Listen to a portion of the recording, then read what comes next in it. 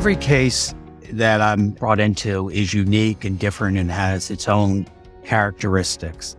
But one recently, I think really stands out in that it is a very high wage earner.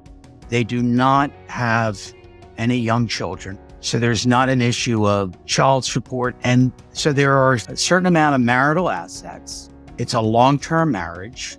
And the real issue is the amount and the duration of alimony. Okay. That's the whole million-pound gorilla.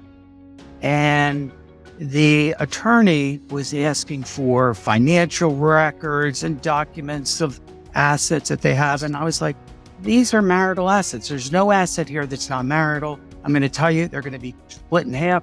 You're going to keep half. The other spouse is going to keep half. The only real issue in your entire case is the amount and the duration of alimony. He went back to the attorney and said that I, as a divorce financial, said this is the issue. The attorney said, yeah, well, that's right. That really is the issue. But I still want to gather all of this information.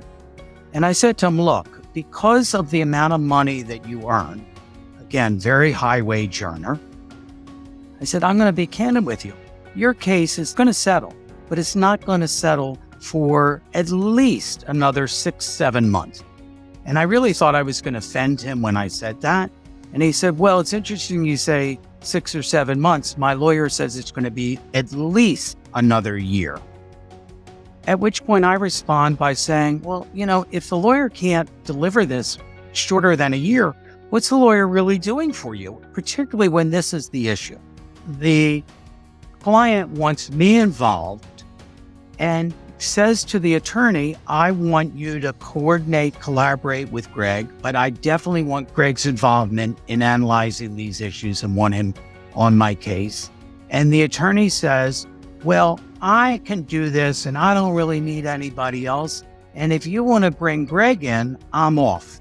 I really believe he thought he could strong arm the client and keep me out. But I mean, if you're really interested in the best interest of your client and the client wants someone else on the team, why shouldn't you embrace that, right? I'm not there to undermine the attorney. I'm there to support the attorney and support the client. Well, in any event, the client selected me and he got rid of the lawyer, or the lawyer got rid of himself because the lawyer said, if you work with Greg, I'm off the case, and the lawyer's off the case.